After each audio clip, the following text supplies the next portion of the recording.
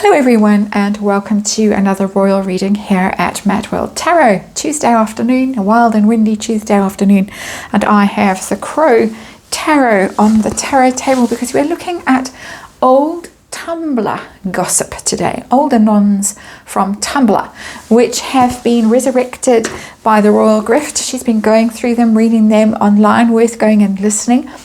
We're going way back in the Wayback Machine at the moment, and we're going back and looking at all these old stories, all these old rumors, many of which seemed so far-fetched at the time that you felt a bit like a crazy person if you thought there was some truth to them or even gave it any attention.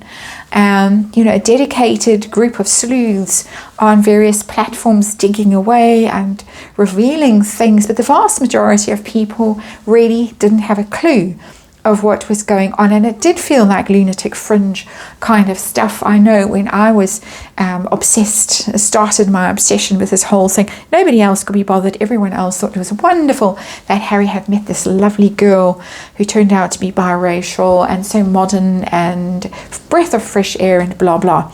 Little did we know all the things that we would have come to find out now. And so this Tumblr rumour tale, it's an anon, a collection from a source in London in the lead up to the wedding. And at that time, many people really honestly believed that the wedding would be called off. And you could see from the dress and the flowers and the cake and everything else, the bridesmaids' dresses, that it really was a last minute thrown together shambolic affair. And even poor old Oprah didn't have clothes, proper outfit to wear. It really was very sloppy. It was very last minute. And according to this rumor, and we've looked at this before, Meghan at the very last minute decided to go through with the wedding. Wasn't meant to go through with it. The story goes, and it is just wild rumor, I have to say that, particularly in this reading. The story goes that she was a plant, basically pushed into the innermost royal circles by backers linked to Soho House, Marcus Anderson, possibly Prince Andrew, Eugenie, Andrew's dear friend Jeffrey, all of those people, those connections, maybe the Clintons. Names get bandied around, and it's hard to know. It's such an amorphous group. It's hard to know what the goal was, the target was. There was a Texan girl who was approached prior to Meghan getting her claws into Harry. She was also a biracial girl. She was asked to basically hook a prince, declined the offer. So that old rumors, old stories. This is a very old story that's gone back almost a decade. Somebody plotting, somebody conspiring, somebody up to no good. I've looked at the other backer story with Oprah and Gayle and Tyler Perry. Different kind of connection, different group of people. Could be linked, possibly. I've looked at that on this channel. Now I'm going to look at this amorphous group. I'm going to try and pick my way through it. Difficult to do these kinds of readings because I like to ask very specific readings in this on this YouTube channel. Not necessarily in other readings I do, but here, for the purposes of clarity, I really try to be very specific.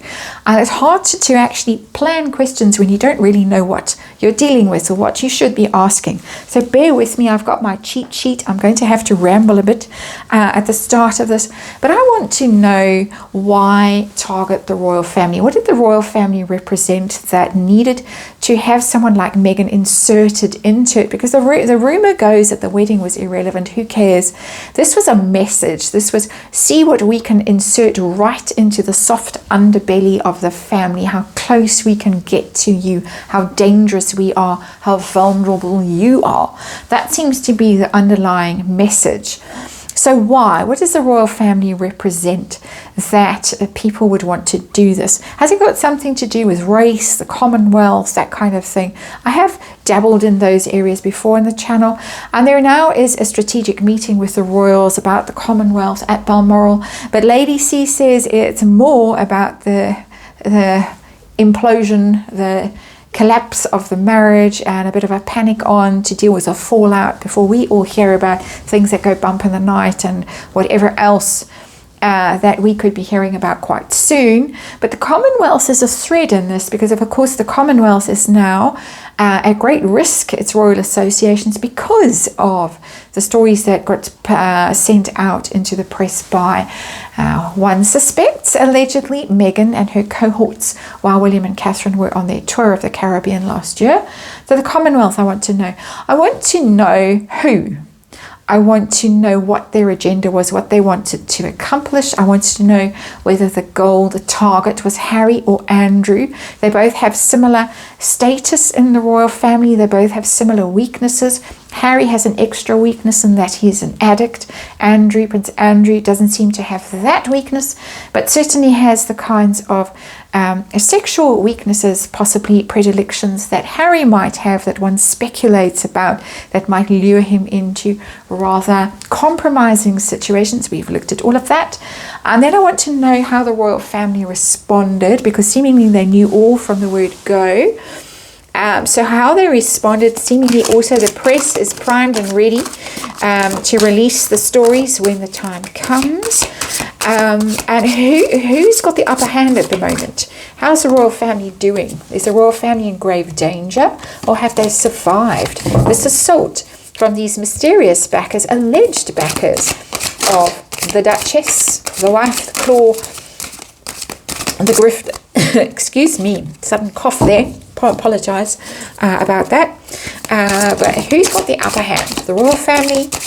Is it in grave danger, or is the royal family going to endure and survive? I've seen enduring and surviving in previous readings I've done, the long-term future of the royal family under Prince William, Prince of Wales. But let's see. So, got all that out the way. Hopefully covered everything. I did listen to the video in a bit of a daze very early one morning, and then she took it down. She's put it back up, the royal grift, but I haven't listened to it again. So, you know, if I'm getting things a little wrong and making connections and conclusions that are inaccurate, I do apologise. But the general drift of the thing is why the royal family, who are these people, what are they trying to accomplish, and we'll take it on from there. I have to remind you, as I shuffle the Crow Tarot, that this is just tarot for fun and entertainment. It's all speculation. It's all my opinion. And it is energy that I read here, archetypal energy, because I'm dealing with literally the archetypal family. One more, thank you. And disclaimer in the box below. Very important to read the disclaimer, form your own opinions, and remember that this is really just entertainment. So, let's have a look and see what the Crow Tarot want to tell us about these old Tumblr tales. Very strange, very strange tales. Very unsettling. You know, I think we all know that there are hidden forces. You can go down rabbit holes. You can get very conspiratorial. You can compromise your sanity quite badly if you do that too much, in my opinion. But then we have our cards, we have our underlying energy. We've got the Ace of Pentacles, and we're going to bring her out as well, because she is. She went rogue, according to this rumour, the Queen of Wands, who's shown up in reverse here, the wife herself with the crown on her head, dominating those lions, the royal family. She went rogue, wasn't supposed to marry. It was all meant to accomplish whatever, we don't quite know what, and then slowly fade away, get her money in her pocket, and off she went. Very interesting that our real underlying energy is a big money card, the Ace of Pentacles. Somebody saw potential for big money, and of course, you know, the most obvious thing about the royal family is that they are insanely wealthy. As I was sitting thinking of possible reasons why someone might try a scam like this, get the grifter into the heart of the royal family, the obvious one is money. All the other conspiracy theories can stand in line behind the big money card, because of course they are, as I say, so insanely wealthy, huge landowners, all kinds of stuff offshore. People get quite incensed about things like that. Personally don't care. Beyond caring about things like that, material things like that. But yeah, when there is a cost of living crisis, as Neil Sean likes to call it endlessly, and people are at risk of losing their homes, got food issues and stuff like that. Not so funny that one small family can have so much wealth all stashed away or a few small families around the world with so much money stashed away. This is about money. You can look at that star and that pentacle and also maybe get country specific. It's in the back of my mind, especially because of Jeffrey, who was allegedly an operative of that particular country. I don't want to name names and stir up vast controversy and fighting in the comments and things like that. I'm just called to note the star in the pentacle. So there it is for what it's worth. But I think we're dealing really here with money. So let's ask. That's our underlying energy, and we have our fallen Queen of Wands who went rogue, allegedly, all allegedly. Let's see. Ooh, we've got the High Priestess in reverse. We have got big secrets coming out here. And it maybe is all about to come out. And note that the crow has got a veil on her head. So the secret's coming out about this wedding. We've got the cup there, and the wand, and the pentacle. The High Priestess has got a bit of a magician vibe in this, and the sword in this artwork, which doesn't normally have, I have to say. A little bit, it's strayed a bit from normal right away. So our High Priestess here, the woman of mystery in her veil that she should not have been wearing, Queen didn't want her wearing it. Our High Priestess knows things, had a lot of secrets, a lot of power, a lot of people behind her. It's really giving me the indication of backers because of all those pentacles and wands and swords and cups and things all coming together collectively to accomplish something very secret, very mysterious. But it's in reverse, which tells me, first of all, could be nefarious, could be a little bit occult. Don't like saying that, but it's possible. But also that some of this stuff is going to be revealed. I don't think all of it. I don't think we'll ever know all of it. Like I say, with this divorce that's probably going on and could already have gone on, I don't think we're ever going to know all of it. Well, maybe in 50 years' time, someone will write the book, and I'm not going to be doing it. Is his name Brian Johnson, that crazy person who's trying to reverse aging? I'm not going to be following his protocols, so I won't be around. Anyway, let's have a look at why the royal family. What is it about the royal family that made them a target? There is the royal family. It's shown up as the Hierophant, but it's shown up in reverse as the High Priestess has come out in reverse. It's about status quo. It's about stability. It's about order, regulating things. You know your place in the world. And it's also keys to mysteries, keys to the divine, access to the divine. But it is about structure and status quo and stability. It's probably the most powerful institution in the world. Okay, Catholic Church. You might contend that, but Catholic Church has been taken down from within anyway by all the priests fiddling with choir boys. So don't think the Catholic Church has nearly the level of authority and influence that it did even a couple of decades ago. The royal family is still there as an institution that for the most part is quite highly regarded. Then of course there's Andrew, then of course there's Harry playing naked billiards and all the rest of it. But for the most part, you look at it and you respect it and you admire it, and people do good deeds and do the right thing, and slow but steady kind of a vibe with the Hierophant. So interesting. How about the Commonwealth? Has this got anything to do with the Commonwealth as a grouping, as a political grouping of races? They're very much a multiracial thing. We got the Hermit in reverse. And the Hermit in reverse, well, of course, Harry in reverse. Harry wanting the Commonwealth, wanting to be king of the Commonwealth, because it's his shadow aspect that's come out. Birthday time very soon, so we're in Virgo season. We're hurtling towards birthday. And we've got major arcana for Virgo. Hermit is also about advice, advisors, people like that. But it's not a card, I struggle from the Hermit to find anything about race. I struggle to find anything about groupings of nations. It's odd that it's coming out as Harry's ambitions and his aspirations, and it could have turned his head. They could have felt that they found a weakness in him, a lust for power, because he did like visiting Commonwealth countries and being down with the people and playing football and scrapping with kids, and he was the prince who wasn't a snob, and he seemed to get on with people of all races and colours and creeds and all of that stuff, and maybe positioning himself there. I'm not getting sinister about the Commonwealth apart from Harry's energy coming through as want to be the king of the world, king of the Commonwealth. William can have Blighty, I'll have everywhere else. That's what's coming through to me. So it means that he was in on it, or had expressed that. And sorry, I've got rain lashing down outside. We thought we were through winter. It has come back for hopefully a final visit. So if I am shouting, it's because I'm shouting over wind and rain. Let's see who. If we can get any idea of who. As I say, nebulous, very hard to ask the right questions. I have got a Knight of Pentacles here in reverse. Earth sign person, it's Harry energy again. I was expecting, honestly, to see a Star card, an Aquarius card, something like that because of Jeffrey. But we have got lower ranking than I would expect as well. I would expect to see an Emperor or a King of something or some other kind of major arcana. I've got a Harry card. And that really makes me feel quite ill.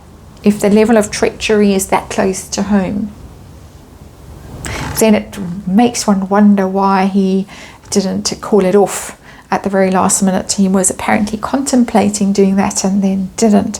But this shows how close to home this could all really be. Sickening if it's true, but there we have an Earth sign prince, Knight of Pentacles, again in reverse. He's shown up twice in reverse. We have got the late Queen here in reverse as well, so attacking her legacy, attacking her, the institution that defined her, that she also defined really. And then we have the bride in that black dark energy. There's that infamous photo of her walking down the aisle. She looks like death itself walking down the aisle, my opinion, of course. So that's who, at the very specific who, bizarrely. And what were they after? What were they after? Queen of Cups. This is the Diana legacy. Want the Diana legacy? Look at me. I'm going to take over the world. She did the landmines and the AIDS and all of that, and he did the AIDS babies, AIDS orphans and Africa and whatever else. Wants that. Wants that. There's the moon. And note the moon here. She was clutching onto that moon there as she was going down the aisle in that veil, which she should not have been wearing. She was Diana too. This is so close to home. It's terrifying. Cards are telling me a very particular story, not the story that I thought I was going to be reading on. So anyway, this is what happens when you do tarot live, and you just go with whatever universe wants to bring to the table. And I'm going with it. We got a big money card here. We have got somebody who wanted tons of money, somebody who wanted a whole new start in their life, a very fresh beginning. This is his ego and his energy coming through. The backers are still there, but they haven't shown up. They're behind. They're behind maybe in symbols, but they are not showing up. They're that cloistered and hidden secrets. Okay, so let's see who the real target is. And now it seems a bit redundant, this question, because I was going to ask were they after Harry or were they really aiming at Prince Andrew to cover up. We've got the Three of Swords. Let's look at both of these cards for Harry. Three of Swords in reverse and actually the target is Prince Andrew.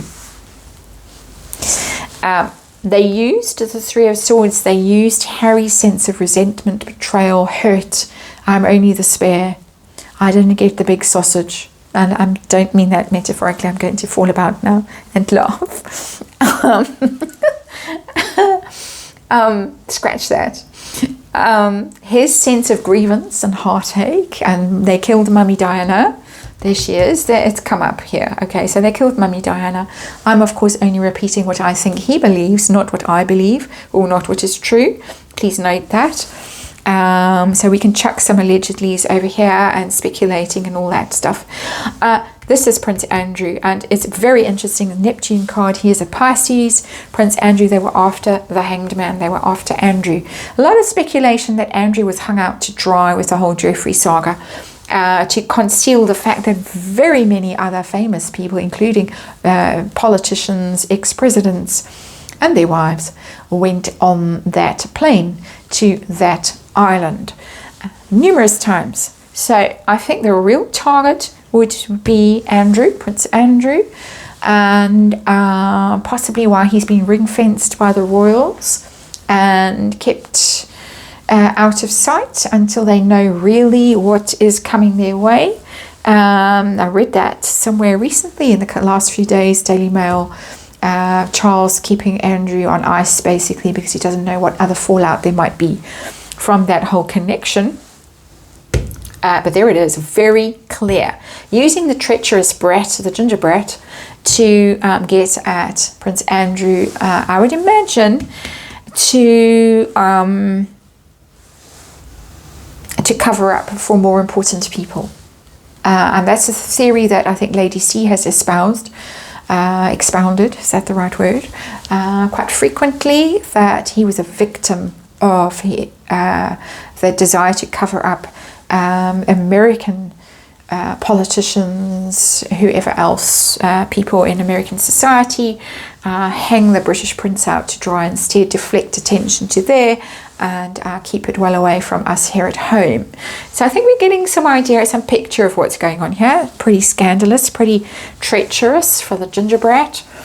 How did the royal family respond? And of course, Andrew, everyone always says ad nauseam, Queen's favourite son, so of course would have hit her very directly, really upset her. How did the royals respond? Page of Wands in reverse, that is first of all being overwhelmed by PR, second of all fighting back, probably on the quiet because it's the page in reverse, it's silence generally. Maybe going through back channels through the press, because Page of Wands very much a press card. Stories, leaking stories, as I say, a very measured response.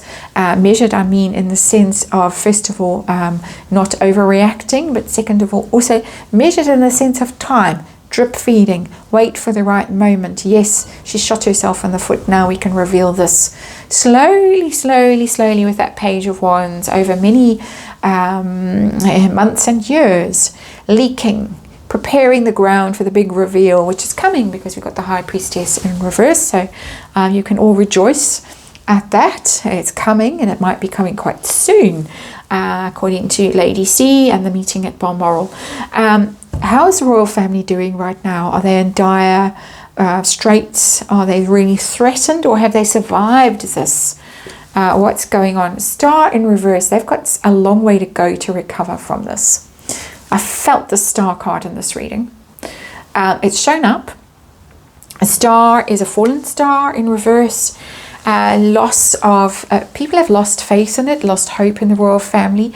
As I say, if they don't spend hours on Tumblr every day, or didn't 6-7 years ago, whenever this whole mess started, they wouldn't know. They would see it just on face value and really feel that the royal family has let them down, has betrayed them, has not represented them, has lost its sort of, its divine spark.